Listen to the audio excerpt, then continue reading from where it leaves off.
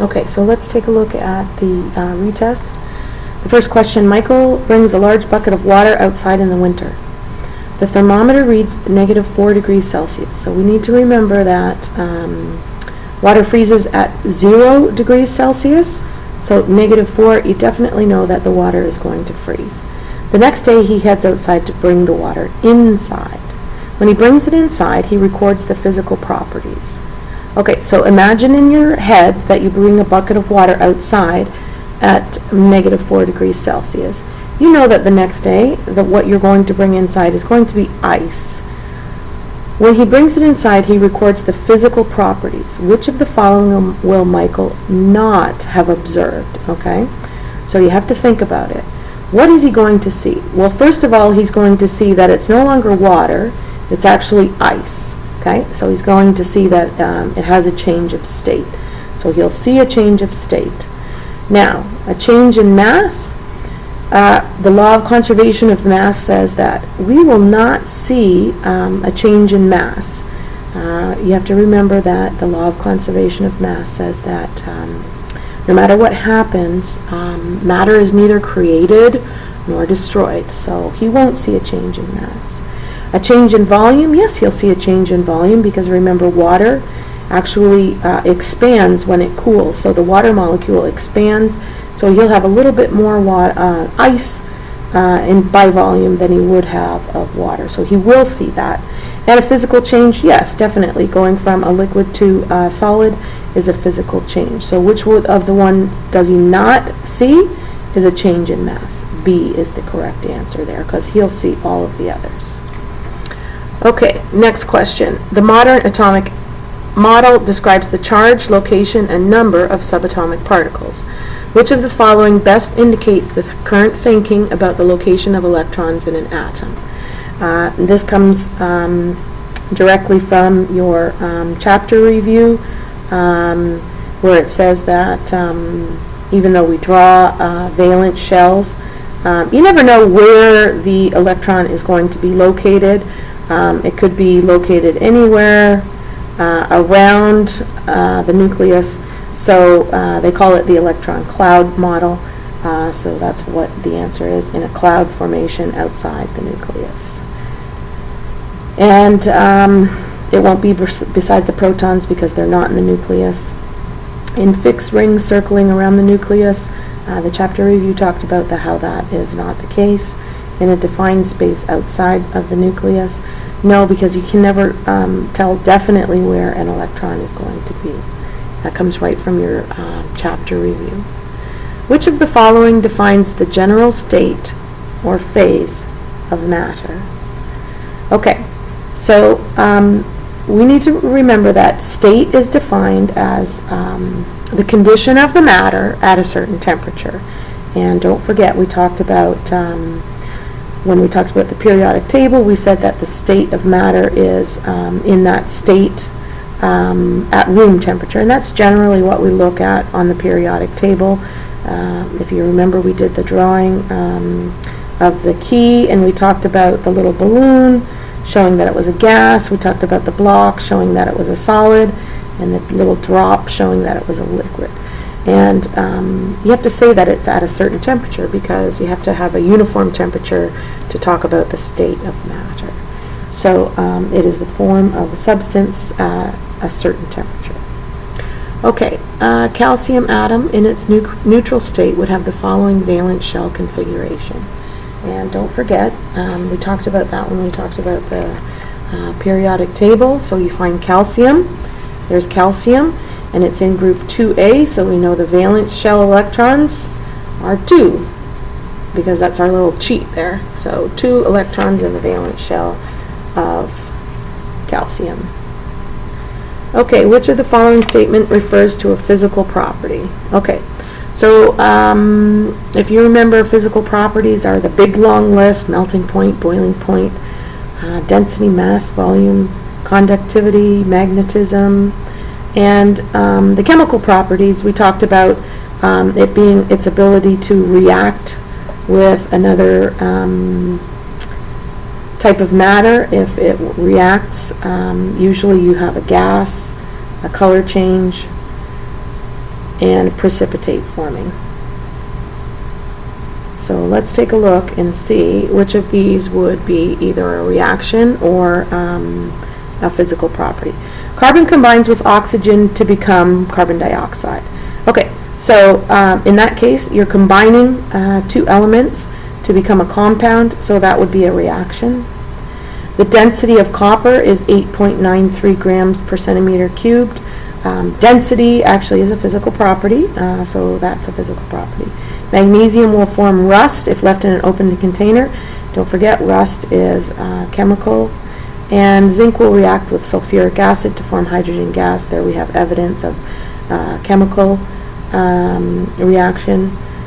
So that would be a chemical property that it reacts. It's how the substance reacts. So B would be the correct answer. Okay, let's look at the next page. Marion is trying to determine the density of various items during a density lab. All of the items are irregular, so she must use the displacement method to determine the volume. Okay, in this case, the displacement method, if you remember, we did it at the beginning. You put your irregularly shaped particle in a known volume, and as soon as you drop it in, the volume will increase, and the difference in that volume will be the volume of your item. Okay, so in this case, it was the volume before was 112, and then after it was 142. So that's a difference of 30 milliliters, so that's the volume, and the mass is 8 grams, and density equals mass over volume. Don't move in over a volcano, and in which case you'll have to divide 8 by 30, and you get 0.26. Okay, sample B, it's 115 is the before, 120 is the after, so it's 5 milliliters, and 5 grams over 5 milliliters is 1, I should put my grams per milliliter, 1 gram per milliliter here, and 131 to 140, which is 9 milliliter difference, and so in that case you would have 11 divided by 9, which is pretty dense. That's 1.22 grams per milliliter. Okay, so it says which of the samples would likely be on top in a density gradient.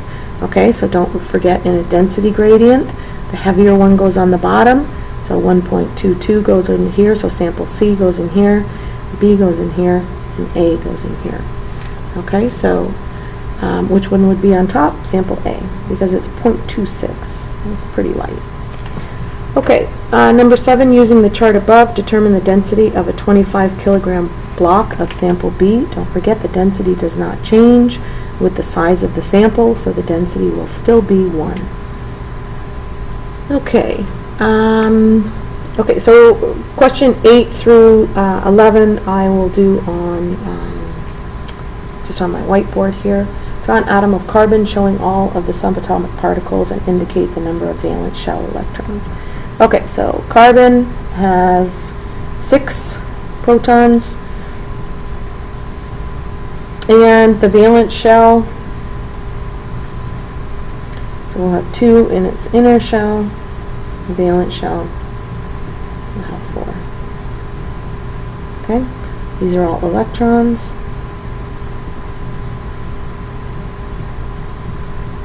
These are protons, which are positively charged, and neutrons, which are neutral.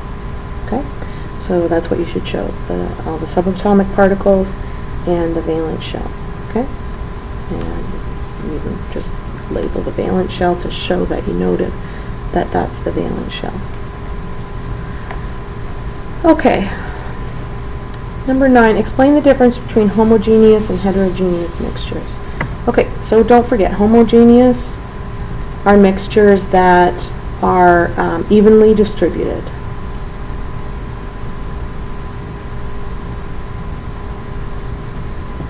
And that means every sample will have the same thing.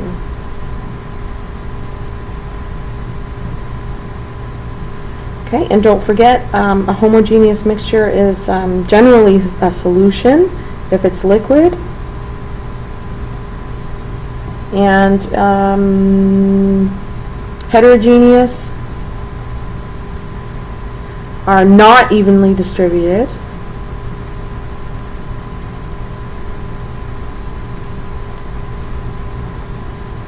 Okay, every sample will not be the same. So you can say samples are different.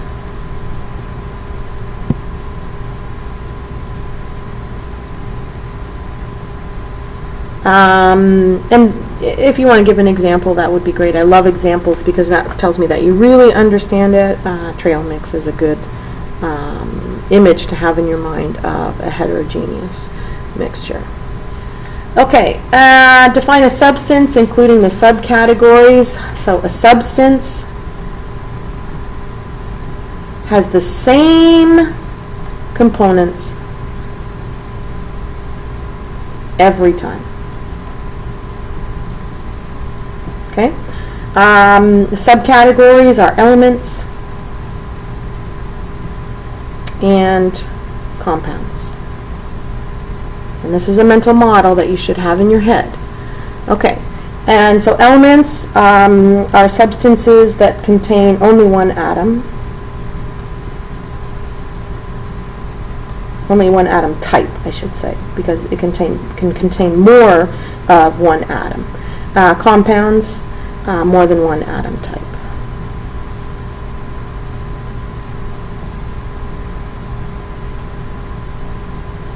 Okay, and probably the best examples are just to take two atoms from the periodic table. Oxygen is an element, and it's usually found in a pair. Hydrogen is an element, usually found in a pair, but I'll accept just one type of atom. More than one atom type, the one that we used in class, glucose, or you can say carbon dioxide, which we talked about in class, water.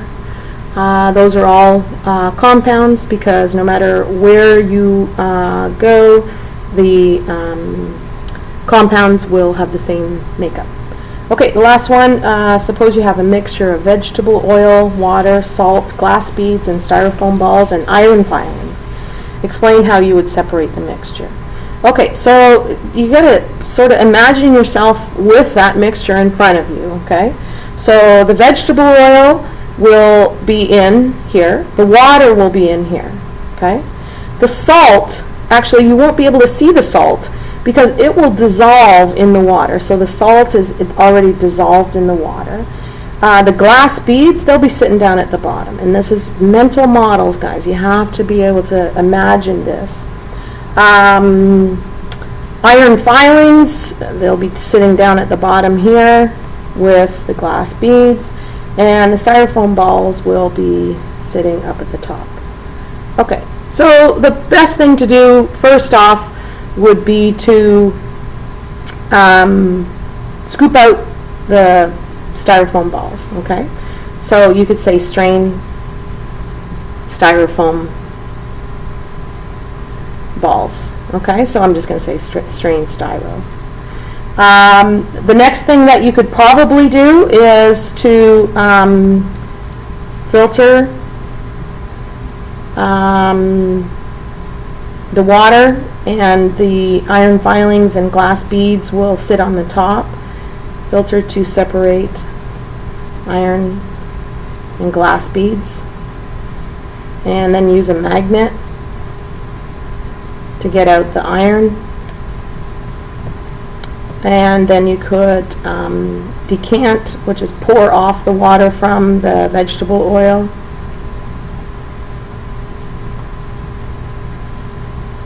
And then evaporate the water to get the salt. Okay, so those are all the separation techniques that you would use to separate that complex mixture.